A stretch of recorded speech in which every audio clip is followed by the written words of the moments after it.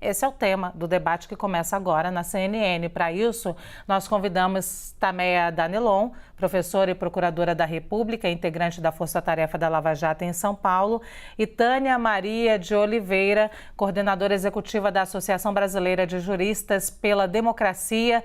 Antes de mais nada, nossas regras, Tameia já esteve aqui comigo, sabe das regras, mas eu vou repetir. Temos por premissa o equilíbrio na fala dos nossos convidados, portanto, cada uma vai ter cerca de 2 minutos para respostas, para que eu não seja indelicada e não interrompa as senhoras.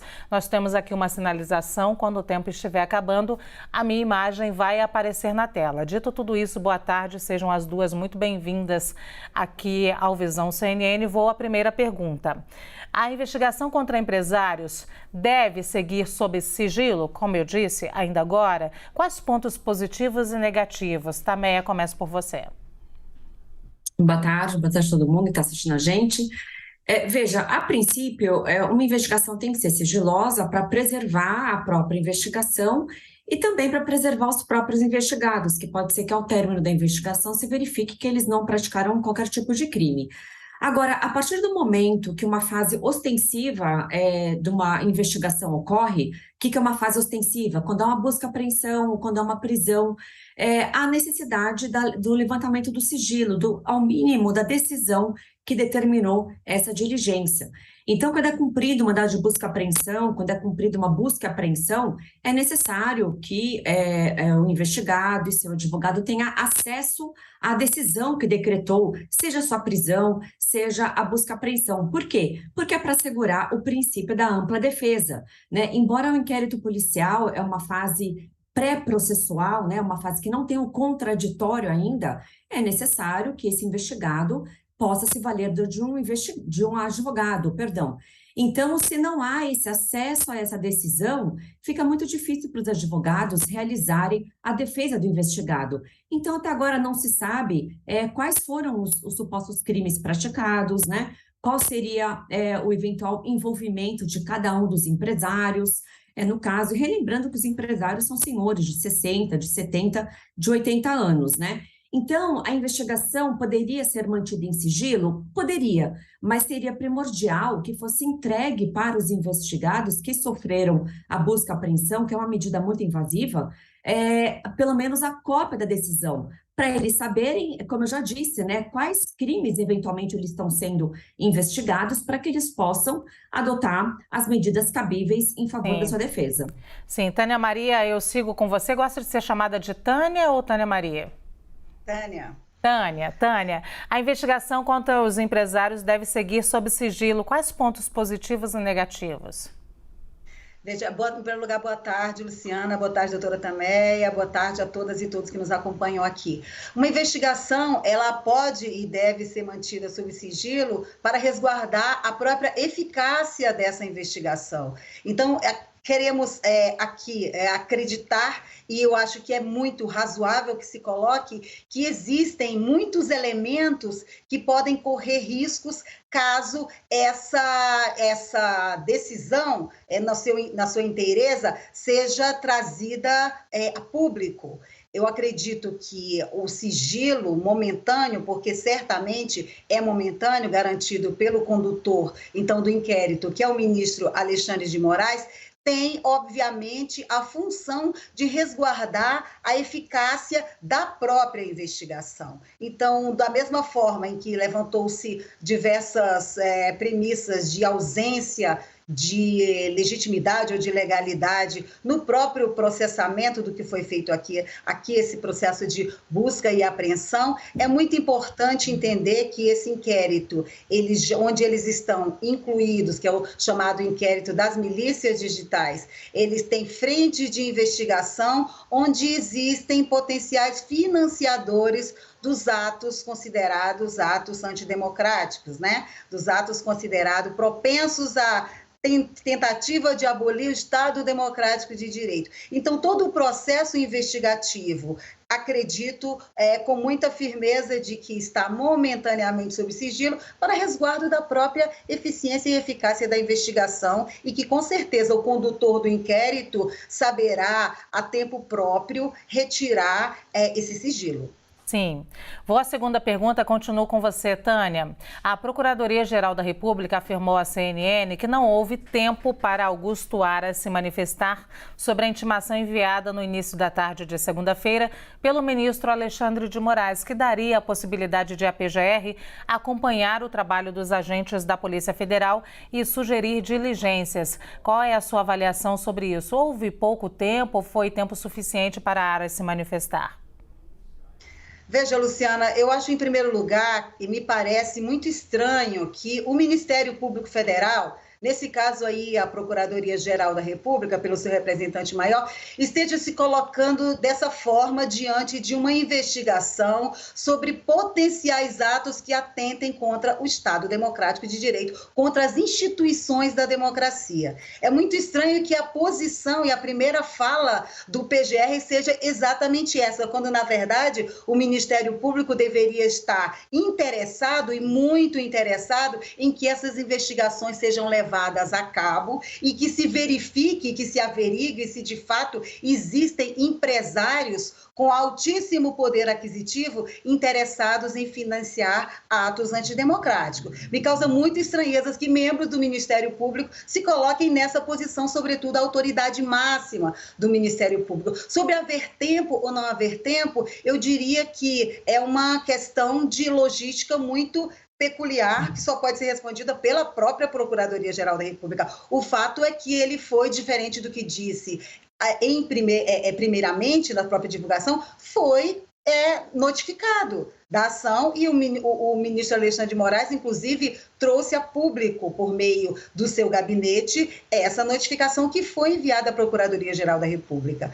Mas é muito importante a gente perceber e se começar, talvez, a se perguntar, porque é interesse da sociedade, por que o Ministério Público Federal, sobretudo nesse caso representado pelo seu Procurador-Geral da República, se coloca diante desses fatos gravíssimos da revelação de conversas gravíssimas por empresários com altíssimo poder aquisitivo que usam tão tranquilamente a palavra golpe em um grupo de WhatsApp e se coloca dessa forma como questionando a operação.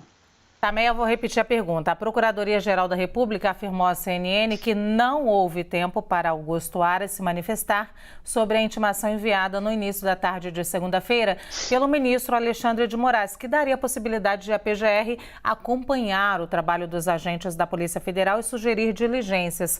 Qual é a sua avaliação sobre isso? Houve pouco tempo ou o tempo foi suficiente para Aras se manifestar? Bem, Luciana, a questão não é essa. A questão é ele não deveria ser intimado de uma decisão já proferida. Ele deveria ser ouvido antes do juiz analisar o pedido da Polícia Federal em realizar a busca-apreensão. Há 23 anos eu sou procuradora da República e sempre é dessa forma que funciona. Quando a Polícia Federal pede uma medida invasiva, uma prisão, uma busca-apreensão, sempre o Ministério Público deve ser ouvido antes que o juiz prolate essa decisão.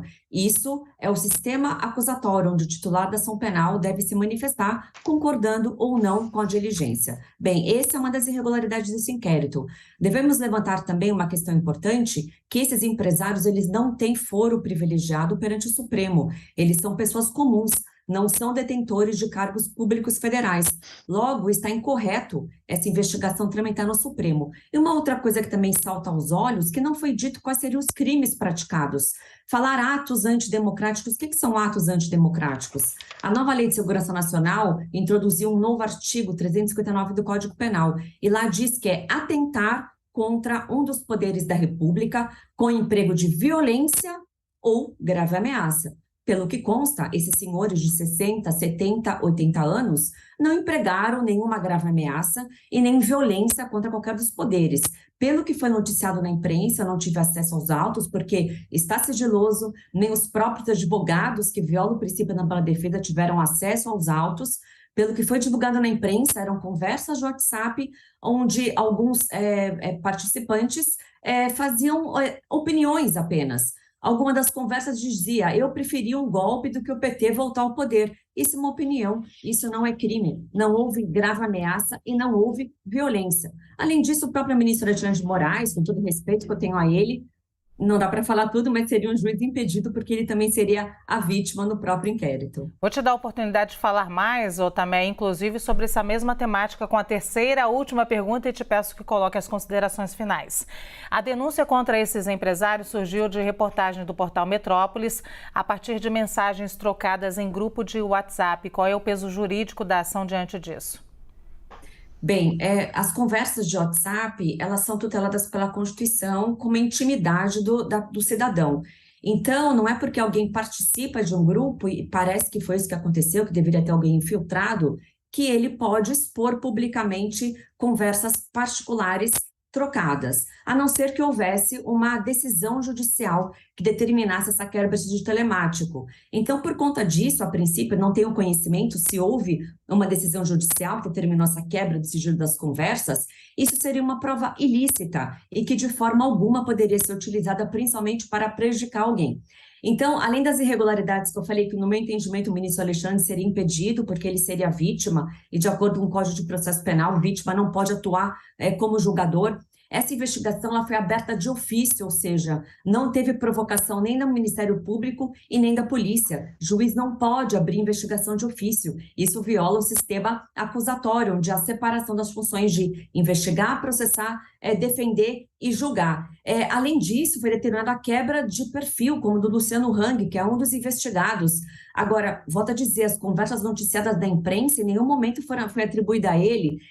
E essas eventuais conversas são chamados de atos preparatórios. Vamos supor que, de fato, eles estivessem tramando um golpe, que estivessem falando, um ou outro falando que iam dar um golpe, né? Eu não consigo vislumbrar senhores de 80, 70 anos querendo dar golpe. Ainda que isso estivesse escrito, são chamados atos preparatórios de um suposto crime. E o direito penal não pune atos preparatórios. Então, é um procedimento que, na minha avaliação, pelo que foi divulgado na imprensa, eu não tive acesso a todos os documentos, é um procedimento ilegal e inconstitucional.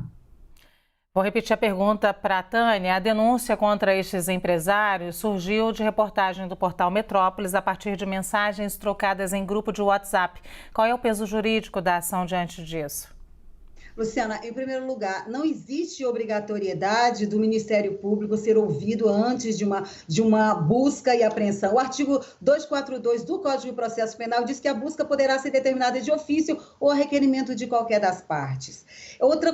Uma questão bastante objetiva. Se é verdade que o artigo 102 da Constituição Federal prevê quem são as pessoas a serem investigadas perante o Supremo Tribunal Federal, também é verdade que os artigos 76 e 77 do Código de Processo Penal possuem duas figuras muito interessantes chamadas conexão e continência. Conexão e continência. Significa dizer o seguinte, eles foram incluídos em um inquérito, que é o chamado Inquérito das Milícias Digitais, que já tramitam no Supremo Tribunal Federal com várias pessoas com prerrogativa de foro, inclusive e com pessoas sem prerrogativa de foro. Foi nos autos desse mesmo inquérito que o ex-deputado Roberto Jefferson foi preso. Então, não existe isso de não poderem ser investigados no Supremo Tribunal Federal porque não possuem prerrogativa de foro ou foro privilegiado, como foi dito pela nova procuradora. E eu acho que é uma posição de obrigação de todos os juristas defender que seja cumprido o devido processo legal em todas as suas etapas. E, obviamente, não se pode defender que nenhum procedimento seja tomado ao arrepio da lei, como era muito comum, inclusive, na Operação Lava Jato, em que se fazia não apenas busca e apreensão, se fazia conduções coercitivas ao arrepio do artigo 260 do Código de Processo Penal, que previa a intimação prévia. Isso absolutamente não era cumprido. Por muito menos do que isso, se efetivaram inúmeras prisões no âmbito da Operação Lava Jato, para citar um procedimento que foi completamente desviante do Código de Processo. Eu acho que ajuda a forma que está sendo adotada, porque o ministro Alexandre de Moraes está tendo todos os cuidados ao proferir as suas decisões. Muito obrigada. Então, a gente conversou com a Tameia Danelon, procuradora da República, integrante da Força Tarefa da Lava Jato em São Paulo, que já esteve aqui outras vezes. Tânia Maria de Oliveira, muito obrigada também, coordenadora executiva da Associação Brasileira de Juristas pela Democracia. Muito bom, obrigada.